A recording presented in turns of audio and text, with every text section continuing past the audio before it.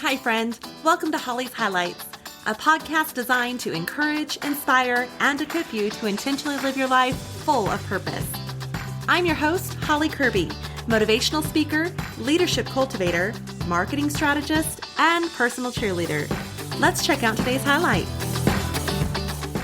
This week would have been my mother's 76th birthday. She passed away in 2019 of glioblastoma brain cancer. My mother had retired almost a decade prior to her death from being an elementary school teacher. So, with this being the week of her birthday and with back to school only a few weeks away, this episode is in honor of my mom. Both as a mother and a daughter of a retired school teacher, I'm grateful for our educators, those who show their support for our children in teaching them, investing their time, energy, and care. There's a lot expected of our teachers and educators, and yet often little monetary reward and sometimes not enough respect, appreciation, nor gratitude. So these next few weeks, we'll dedicate these episodes to our teachers. During this time, I'd invite you to join me on a Holly's Highlights challenge. This week's challenge, after listening to today's episode, let's see how many of these students and even teachers in Haiti we can sponsor for their education this year. Now, keep watch on my social media for an update. You'll learn in this episode a little can go a long way. Sponsor a student today at nkchristian.com. That's nkchristian.com. So I don't know about you, but our shopping has gone from all things summer fun to getting ready to head back to school. With one child entering his last year in middle school and another her junior year in high school, we always have a list of things to get. But you know what? We are so blessed to live in an area with great schools and educated teachers and even accessibility to all things school supplies. Thanks to COVID, our schools even pass out Chromebooks for every student to use during the school year. In fact, worldpopulationreview.com lists the United States as the top country with the best educational system. Now, my mom was a school teacher in various districts in various states for nearly 30 years. So I understand that not every area in the U.S. has a strong education program. And this can open up opportunities for us to help others who could use a little support, whether it be donations of school supplies or funding or even volunteer time. You know, this makes me think of a friend of our family's who is a superintendent at a school over in Northwest Haiti, the new Kiskeya Christian School.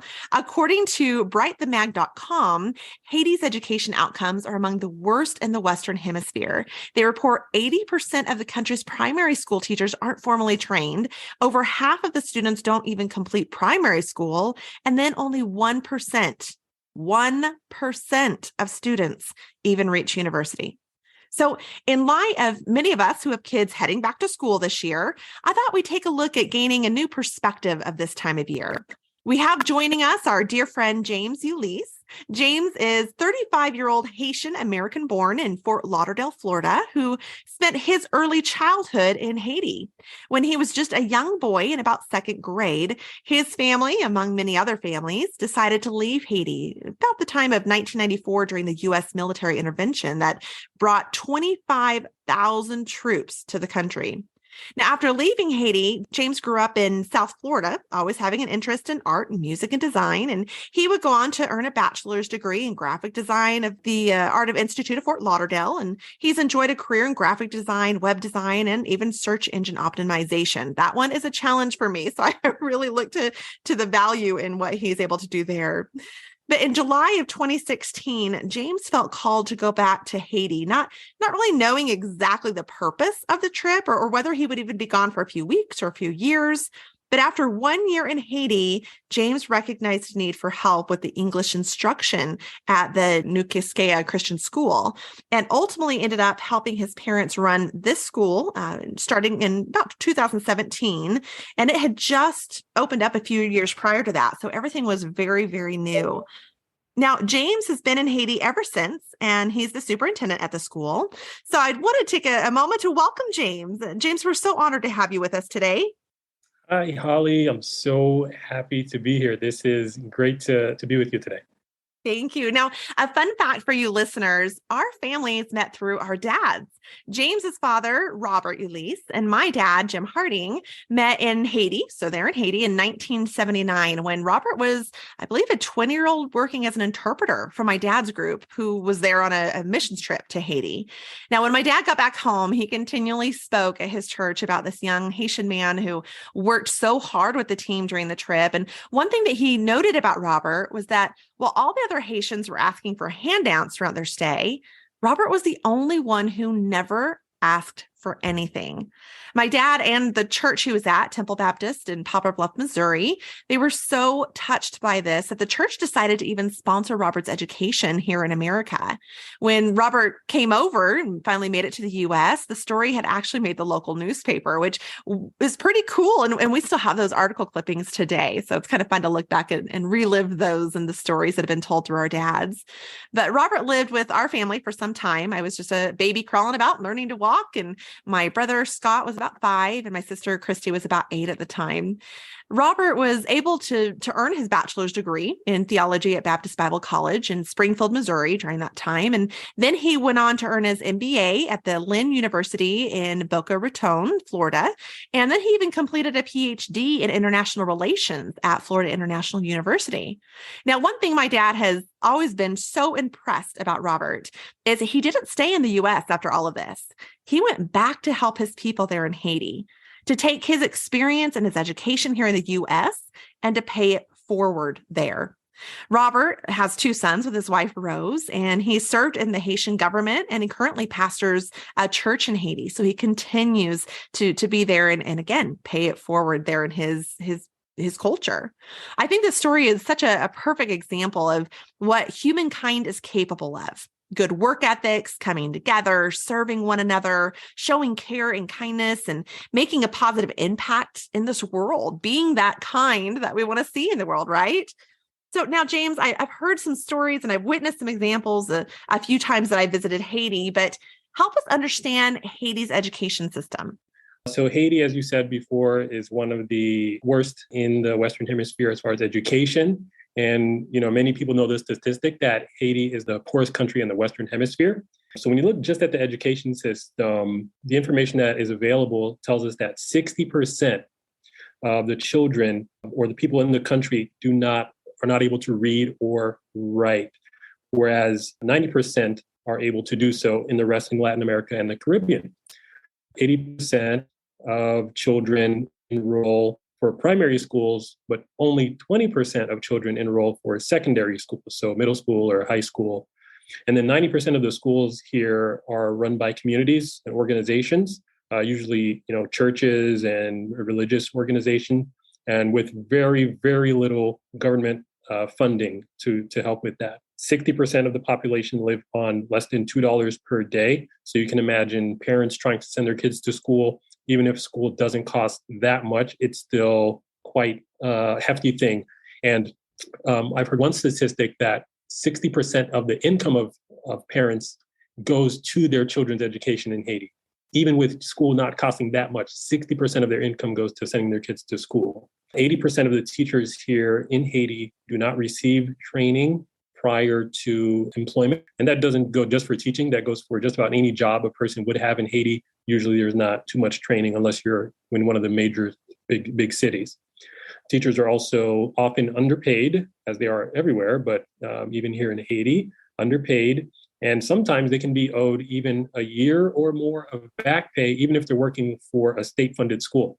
Again, poorest country in the Western Hemisphere, you can imagine that could be the case. And then finally, many teachers are underqualified based on the fact that they have very low fluency in French. And French is the official language of the country, along with Haitian Creole, but really they have everything written in French as far as school and government documents or international documents. French is really the language. But the funny thing about it is 100% of the people speak Haitian Creole, but only some 20% have mastered French. So even in schools, your books are in French and you're reading all this information in French, but your teacher barely has grasped the language. And you as a student, you're trying to learn from somebody who barely has French. And now you're trying to learn and write and read in French. And so that's one thing they're working on now is trying to get books in Haitian Creole, since it is a language that has not been standardized up until very, very recently. So that just gives you an idea of how education is here in Haiti. Wow. And I don't know for all the listeners, but to me, those statistics are jaw dropping, especially the less than $2 per day that they're making. And then the whole French comparison. I can't even imagine I want to speak Spanish, and I have been able to speak it before for a little bit, but it's like some things, you use it or lose it. I can't imagine trying to learn Spanish from someone who can't speak it themselves. So the added challenge that would be to those students. Wow. So definitely insert the high value and impact that your school is able to have in that area. How did the school get started? So New Kiskeya Christian School was founded by my mother and my father, Robert and Rose Ulysse, in 2013.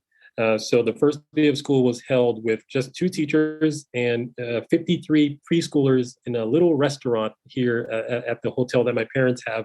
And that was the first day of school. And we're here, as you said in the beginning, Northwest Haiti. For those who know Haiti, we're near the city of Jean Rebel in the Northwest. And so there's a population of about 150,000 or so people in this area. And right now we have over 110 students that are ranging from pre-K. Actually, now we're up to 9th grade. We're actually to 9th to give them a Christian education. And so with about 20 members of our staff, the goal is to add 1 grade each year until the students are, graduate from high school or are ready to enter university.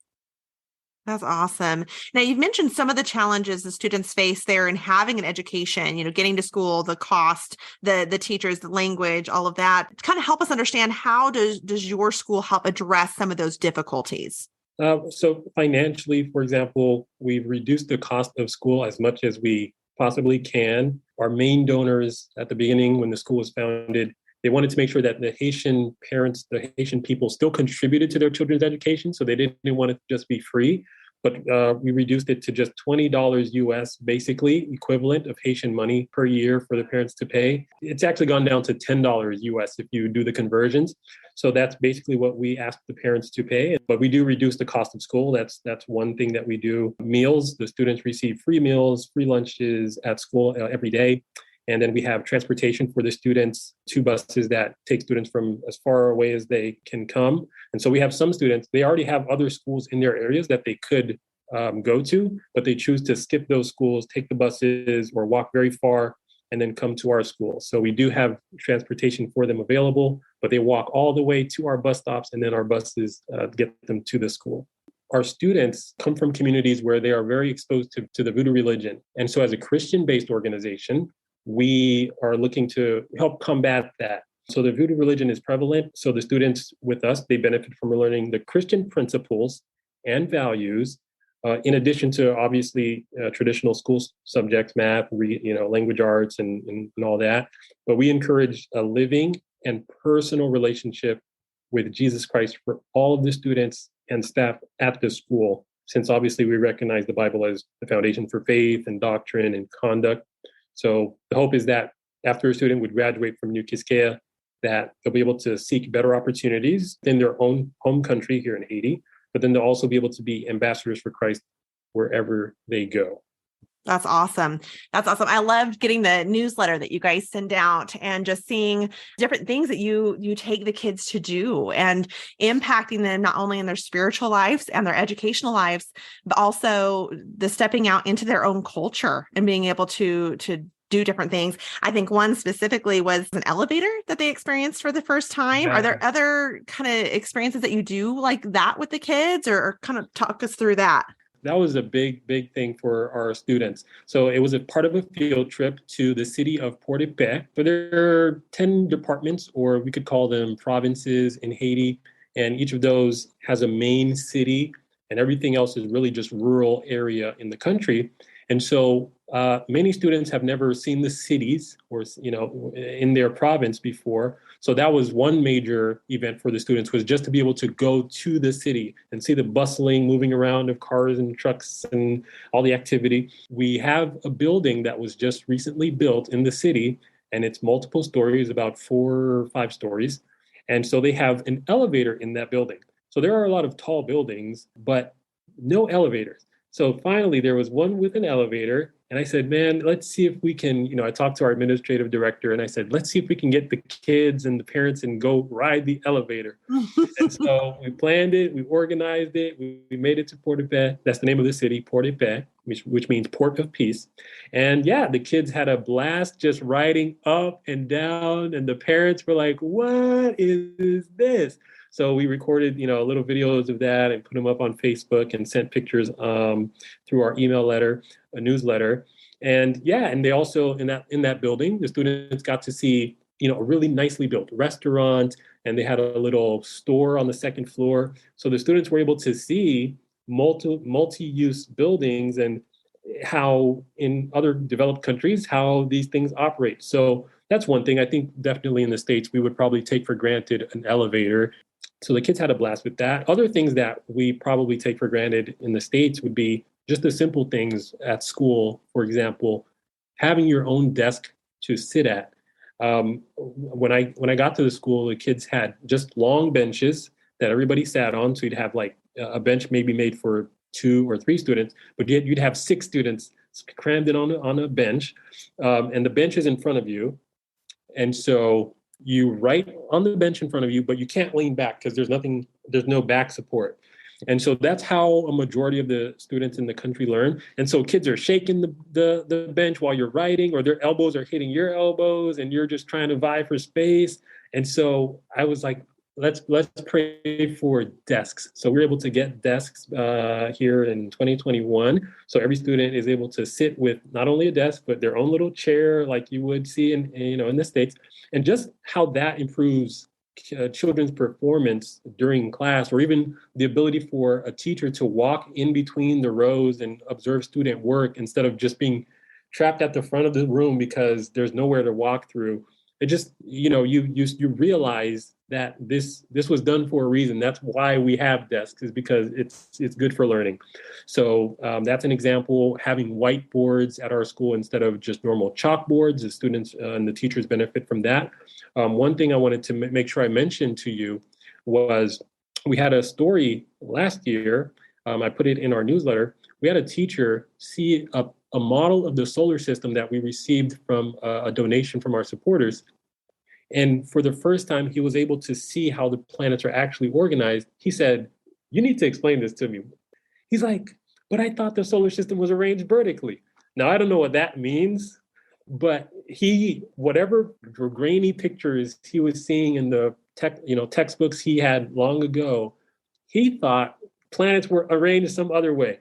And so I explained revolution and rotation and the sun being at the center, and this is how the planets move. And there's a button we can press on the model, and the planets just go around the sun.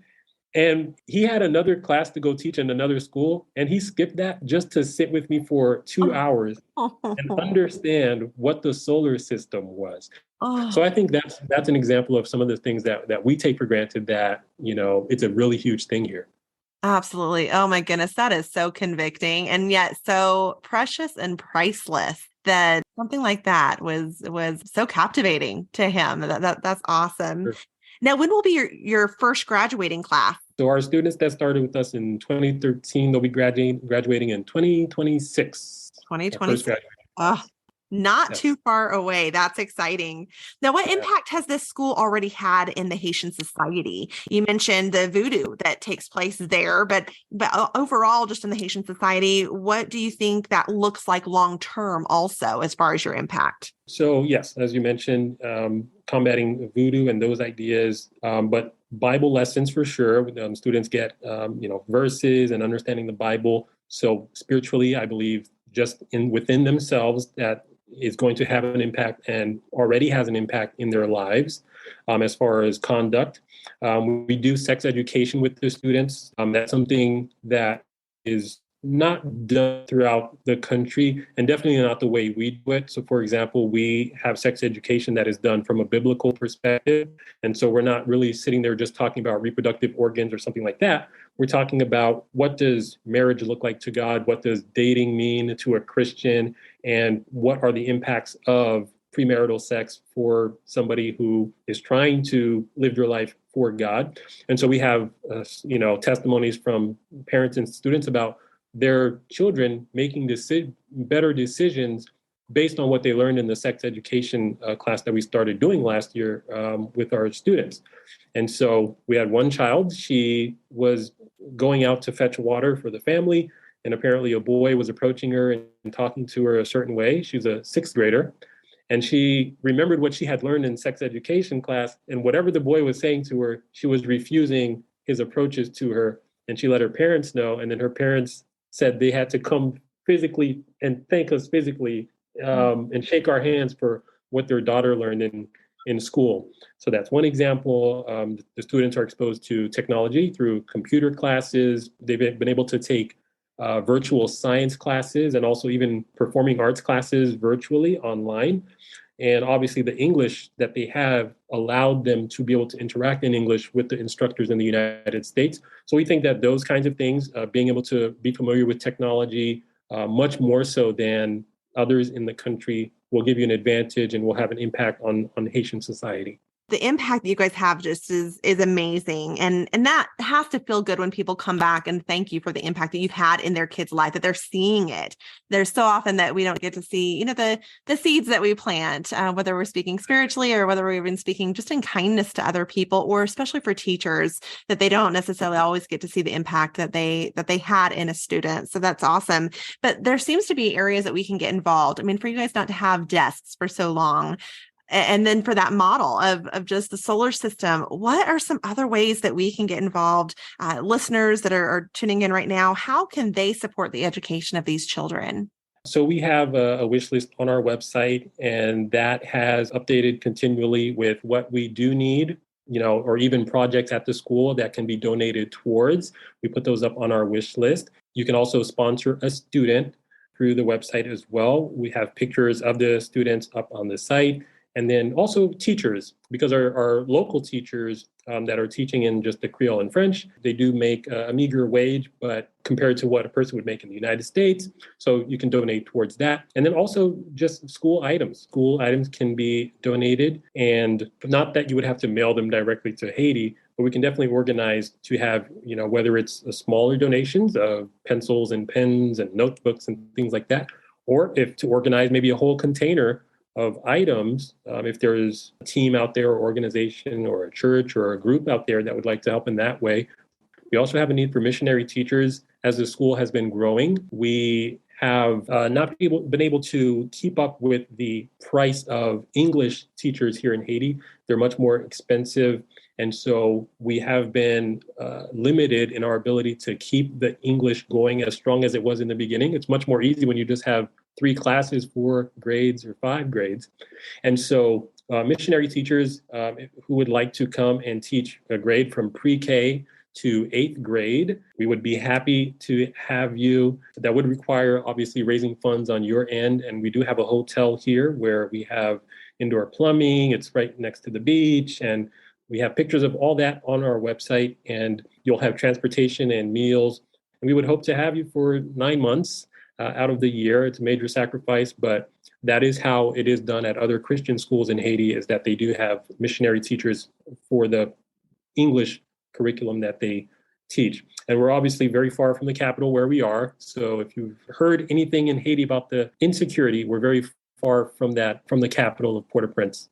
So that's not a problem for us here. So those are some of our needs. Yeah. What about short-term missionaries, like coming out to help? I understand right now you guys are building another schoolhouse or a classroom. So are you looking at missionaries to come out even for a week or 2 weeks type thing, even a summer type thing? Or?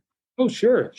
So if a missionary would want to come do other smaller projects, we do have different things that they could get involved with. So yes, building, painting, classrooms, and obviously buying the paint, and maybe they could come with that to help us with those things. But yes, construction. We have a library that we would need to build. We have received a nice amount of books donated. And so having a little library for the students to be able to go sit and read in, that would be much appreciated. So yes, 1 week, 2 week visits, a month, 2 months, anything like that is absolutely welcomed for sure. Okay. Now I'm very goal driven. So when you kind of backing up a little bit, when you talk about sponsoring teachers and sponsoring children, how many students, I think you mentioned 110 is what you have as far as students base. So how many of those have been sponsored, or put it a different way, how many still need to be sponsored? Kind of what is that goal that we're looking for, is how many students still need to have a sponsor? I would say about maybe 20 of our students are sponsored in some way by someone outside of the school, usually another Haitian in the United States. Some of them have much less available as far as means in their families than others. And so we try to focus on those students first, those students where their families, they let us know they really have nothing. And so we try to get those sponsors. But yes, if you're looking to sponsor the rest, it would be about another 80, 90 or so students. How much does it cost to sponsor one student? You mentioned about $10 a year for the parents to pay, but what is truly the needs that you would ideally have a sponsor pay for one student for a school year? They sponsored on different levels. If it's just for their tuition, $20 for the year, that would be fine. For teachers, right now, our French curriculum or Haitian curriculum teachers, they receive about $80 a month. And so with inflation that has been going up throughout the world, that has been converting to much less into the Haitian money. And so hopefully we can have them at maybe double that to counter what has happened with inflation and the rising price of gas and things like that for our teachers that come on, they're riding on motorcycles and having to put gas in their motorcycles every day. And so, yeah, if a person would like to support the teachers as well, there's no amount that I would put on how much a person should give, but that just gives you an idea of how much they're currently making. The school does pay them. We're thankful to the support of our supporters, but we know that some supporters, while they do like to give and they do like to send the money to where it's needed most, some supporters are very much focused on the students. And so they try to make sure that when they give, it goes directly to the students, and they don't really like for it to go towards operations, towards staffing. So the money that we can use for that, we do use for the staffing. But most of the donations that we get are specifically allocated towards certain project. So if we can do something for the teachers in addition to what they are able to get now, that would be nice. They would appreciate that. I'm so glad that you brought that up, because as a mom, I look at, yes, the investment in my children is so important. And I want them to have a strong education, and I want to invest in that education. But the operations is so important for them to have that education, and the teachers are just crucial for them to have that education. So I hear what you're saying. And I hope that we all take to heart the meaning of that yes, we have a heart for the students, but how do those students learn the teachers, and to continue to educate them also, and help employ them. The sustainability, I think there's something to be said for structure too, and having the same teachers return. And one way they're going to return is they're going to get a paycheck, right?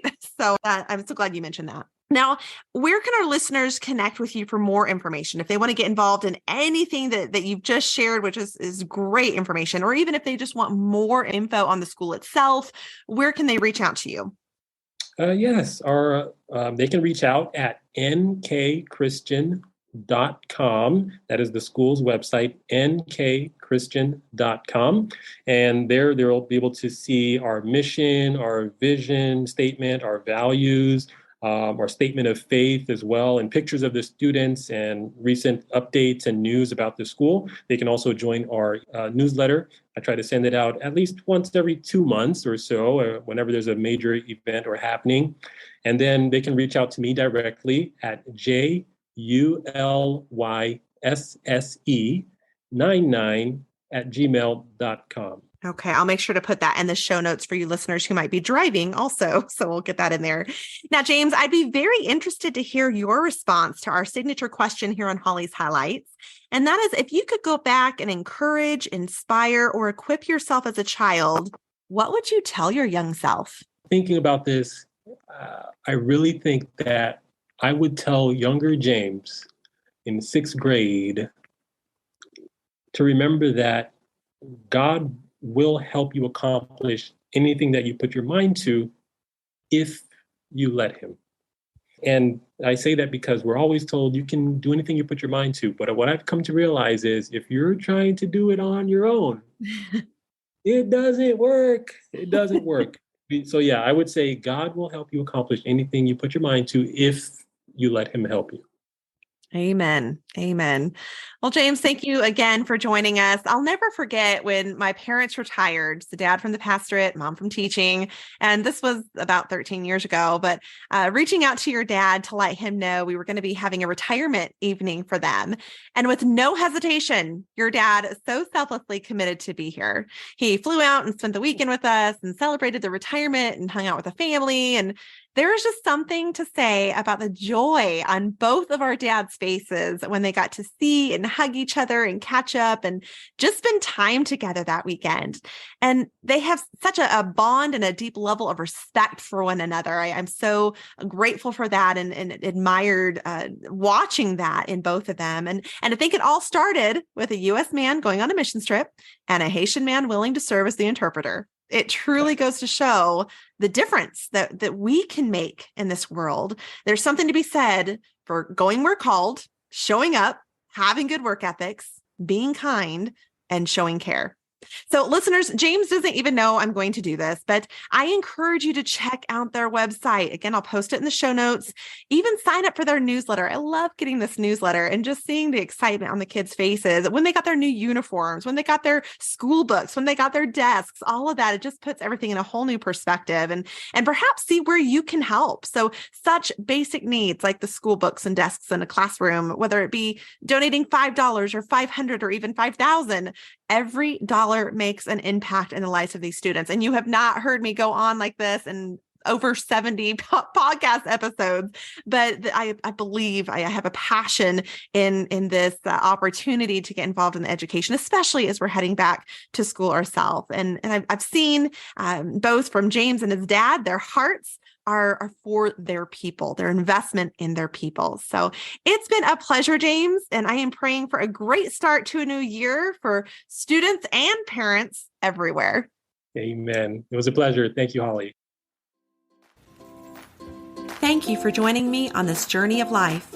I hope that today's highlight has been encouraging, inspiring, and equipping so you can go out and live your life full of purpose.